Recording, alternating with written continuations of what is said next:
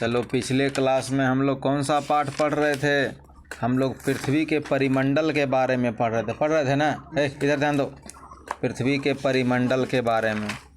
इसको पढ़ते पढ़ते हम लोग जलमंडल, ठीक है, जलमंडल पढ़े थे ना। कौन कौन से महासागर हैं इसके बारे में पढ़े थे, ठीक है। फिर जो है एरोनॉटिक्स क्लब की पद यात्रा, इस तरह से 71% पर जो है भूमि पर जो है सो पृथ्वी पर जल है। कितना जल है? 71%। और 29% ही जो है तो तुमको भूमि है, ठीक है। इस तरह से पढ़ते पढ़ते उसके बाद ठोस मिट्टी, कंकड़, पत्थर, स्थल मंडल कहलाता ना स्थल मंडल।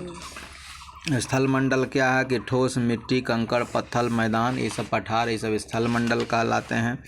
उसके बाद जो है तुमको जल संधि क्या है इसके बारे में पढ़े थे ना कि दो बड़े बड़े विशाल जलखंडों को एक सकरा रास्ता जिससे जोड़ता है वही जल संधि कहलाता है, ठीक है। सकरा भाग। उसके बाद जल संधि क्या है?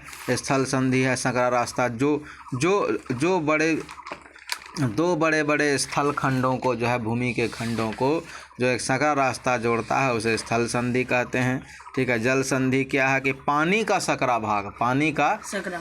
भाग जो दो बड़े बड़े जल राशि को जोड़ता है वो जल संधि कहलाया। उसके बाद जो तुम्हारा कौन है जमीन से आकाश की ओर एरोनॉटिक्स क्लब में पहुंचकर सभी बच्चे बहुत उत्साहित थे। एक बड़े गुब्बारे के साथ लगी टोकरी में बैठकर वे आकाश की ओर उड़ने लगे। कोई दिक्कत भी? चंदन बोला, अरे पेड़ हमसे कितने नीचे रह गए हैं, ठीक है। ललन बोला, देखो पक्षी हमारे कितने नज़दीक उड़ रहे हैं। रेनू बोली, वह देखो बगुलों का झुंड। अध्यापिका ने बताया, हवा में उड़ने वाले पक्षी नभचर कहलाते हैं। कोई दिक्कत भी? तो हवा में उड़ने वाले पक्षी क्या कहलाते हैं? नभचर। कोई दिक्कत भी? इन्हें भी हमारी तरह भोजन, पानी, हवा की ज़रूरत होती है। ये तीनों चीज़ें इन्हें कहाँ से मिलती हैं? अध्यापिका बोली, यहाँ इन पक्षियों के अलावा और भी बहुत सी चीज़ें हैं। चलो कुछ दृश्य और कुछ अदृश्य। तो जो है कुछ दृश्य है माने दिखाई देता है, कुछ अदृश्य है जो नहीं दिखाई देता है। रेनू ने कहा, वह रहा बादल, ठीक है। अध्यापिका ने कहा, ललन जोर से सांस लो और बताओ सांस के साथ तुमने क्या क्या लिया? सांस के साथ तुमने क्या क्या लिया? चलो आगे देखो, यहाँ बच्चों ने एक साथ कहा हवा लिया। क्या लिया? हवा। आगे देखो, अध्यापिका ने कहा जल मंडल और स्थल मंडल के चारों ओर हवा है जो कई सौ किलोमीटर की ऊंचाई तक फैली है। इसे वायुमंडल कहते हैं। तो जो है वायुमंडल किसे कहते हैं? वायुमंडल किसे कहते हैं कि जल मंडल और स्थल मंडल के चारों ओर हवा है। तो जल मंडल स्थल मंडल पढ़ा ना, उसके चारों ओर हवा है जो कई 100 किलोमीटर की ऊंचाई तक फैली हुई है। कई 100 किलोमीटर तक फैली हुई है। तो ये जो है वायुमंडल कहलाते हैं। कोई दिक्कत भी? चलो आगे, हमारी पृथ्वी के चारों ओर, ठीक है, हमारी पृथ्वी के चारों ओर हवा का घेरा है। किसका घेरा है? हवा का घेरा है। इसमें अनेक प्रकार की गैसों का मिश्रण है। तो हवा के घेरे में क्या है? अनेक प्रकार की गैसों का मिश्रण है। वायुमंडल में 3/4 से अधिक भाग नाइट्रोजन गैस है। 3/4 से अधिक भाग क्या है? नाइट्रोजन गैस है। ऑक्सीजन गैस भी हवा में मौजूद है जो सारे जीवों को सांस लेने के लिए ज़रूरी है। तो ऑक्सीजन ही लेते हैं, 3/4 नाइट्रोजन है। कोई दिक्कत भी? ऑक्सीजन हवा के रूप में हम लेते हैं। इनमें चलो हवा में इन दो गैसों के अलावा कार्बन डाइऑक्साइड भी है जो वनस्पतियों द्वारा अपने भोजन बनाने के लिए उपयोग में लाई जाती है। तो हवा में कौन है? कार्बन डाइऑक्साइड भी है जो है वनस्पतियों द्वारा अपने उपयोग में लाई जाती है। चलो इसमें थोड़ी मात्रा में जलवाष्प भी मौजूद है। जलवाष्प भी मौजूद है। चलो, वायुमंडल पृथ्वी पर जीवों के लिए बहुत महत्वपूर्ण है, ठीक है। वायुमंडल जो है वो बहुत महत्वपूर्ण है। इनमें हम सांस लेते हैं। पेड़ पौधे, तो वायुमंडल में हम क्या करते हैं? सांस लेते हैं। पेड़ पौधे अपना भोजन इसी की मदद से बनाते हैं। पहला काम, वायुमंडल से क्या फ़ायदा है कि हम लोग उसमें सांस लेते हैं ना। दूसरा काम क्या फ़ायदा है कि पेड़ पौधे जो है भोजन बनाते हैं। पेड़ पौधे भोजन बनाते हैं।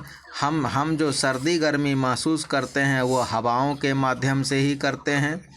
ठीक है, हम जो है जो सर्दी गर्मी कैसे महसूस करते हैं कि जो है हवाओं के माध्यम से ही हम महसूस करते हैं। चलो, ये हवाएं ही बादलों को गतिशील बनाती है। ठीक है, जिससे वर्षा होती है। तो हवा के माध्यम से ही जो है बादल गतिशील होते हैं और अंत में वर्षा कर देते हैं। ठीक है, बरस जाते हैं। वायुमंडल में तो ये सब जो है वायुमंडल का फ़ायदा है। चलो, वायुमंडल में विभिन्न परतें होती हैं जो अलग अलग ऊंचाई पर पाई जाती है। वायुमंडल में क्या होता है? अलग अलग परत। पृथ्वी से ऊपर इसके नाम है क्षोभ मंडल, ठीक ना, समताप मंडल, मध्य मंडल, आयन मंडल और बहिर्मंडल। कोई दिक्कत भी? क्षोभ मंडल, बोलो मेरे पीछे। क्षोभ मंडल, उसके ऊपर समताप मंडल, उसके ऊपर मध्य मंडल, उसके ऊपर आयन मंडल, उसके ऊपर बहिर्मंडल।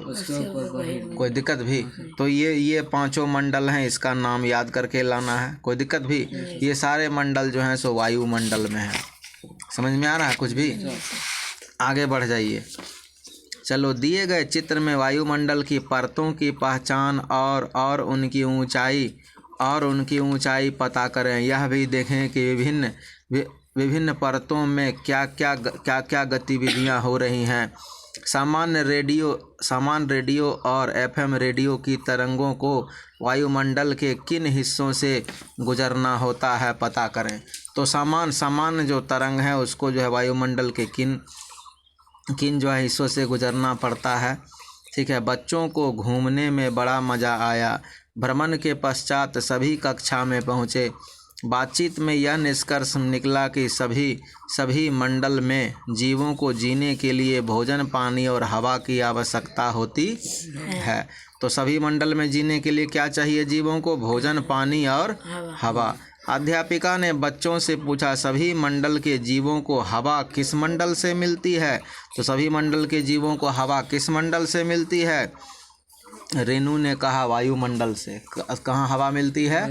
वायुमंडल से हवा मिलती है।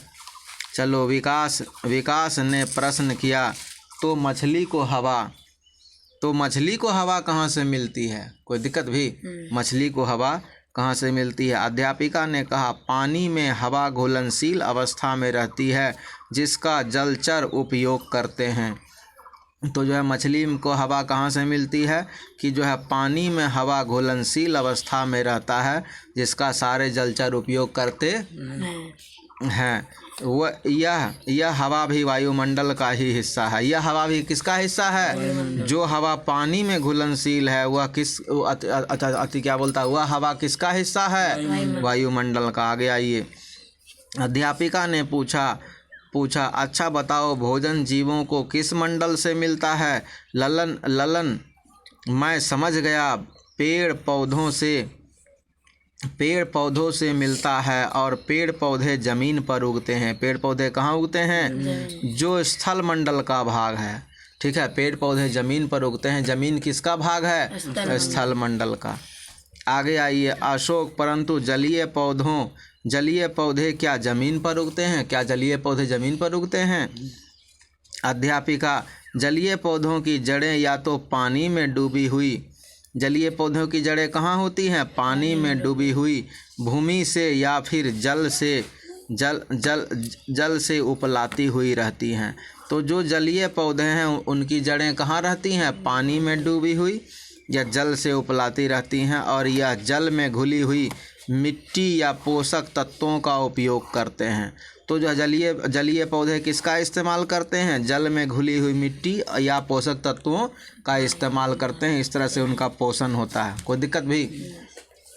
चलो ललन, अब हम समझ गए कि सभी जीवों की आवश्यकताएं भोजन, पानी और हवा है। भोजन, पानी और हवा है। ये तीनों चीज़ें स्थल मंडल, जल मंडल और वायुमंडल से मिलती है। अध्यापिका ने कहा, हाँ, हमारी पृथ्वी पर जहाँ जहाँ ये तीनों मंडल उपस्थित हैं वहीं जीवन पनपता है। तो पृथ्वी पर जहाँ ये तीनों मंडल मौजूद हैं वहीं जीवन होता है, नहीं तो बाकी जगह जीवन नहीं होता है। चलो, यह जगह सीमित है, इसे जैव मंडल कहते हैं। क्या कहते हैं इसको? जैव मंडल कहते हैं। ठीक है, इसको ही जैव मंडल कहते हैं। उन्होंने चित्र दिखाया और कहा, इस चित्र के माध्यम से हम जैव मंडल को अच्छी तरह से समझ सकते हैं। ठीक है, तो जैव मंडल के बारे में कल पढ़ेंगे, है ना। आ जाओ यहाँ पर देखो, ये जो है तुमको क्या दिखाया है, यहाँ से शुरू हुआ है ना शुरू। चलो, ये जो है ये कौन सा मंडल है? समताप मंडल है ना, समताप मंडल। ठीक है, यहाँ पर उड़ान भर रहा ना। ये देखो क्षोभ मंडल है, नीला बनाया है ना गहरा। यहाँ पर जो है तुमको हम लोग रहते हैं क्षोभ मंडल। ठीक है, एवरेस्ट चट्टान है। ये जो है तुमको समताप मंडल है। कौन है? यहाँ जेट यान उड़ान भरता है। ठीक है, ओजोन मंडल भी ये इसी को कहता है। जिसको समताप मंडल उसी को ओजोन मंडल भी कहता है ना। जिस मंडल को समताप मंडल उसी को ओजोन मंडल। उसके बाद जो देखो ये कौन है? मध्य मंडल। इसमें जो है उल्का पिंड है। मध्य मंडल में क्या है? उल्का पिंड। तो पहले क्षोभ मंडल, उसके बाद समताप मंडल, है ना, या ओजोन मंडल, उसके बाद मध्य मंडल। ठीक है, उसके बाद ये कौन है? ये उष्ण मंडल है, या ये जो है उष्ण मंडल है या आयन मंडल, या तो उष्ण मंडल या आयन मंडल। ठीक है, और ये कौन है? बहिर्मंडल। यहाँ कृत्रिम उपग्रह लगाए जाते हैं। कोई दिक्कत भी? तो ये सारे धरती के मंडल जो है इसको याद करके लाओ। ठीक ना, महत्वपूर्ण तुमको अब इसमें मार्क कर दिए हैं। तो आज की कक्षा में यहीं तक रहने दो, फिर कल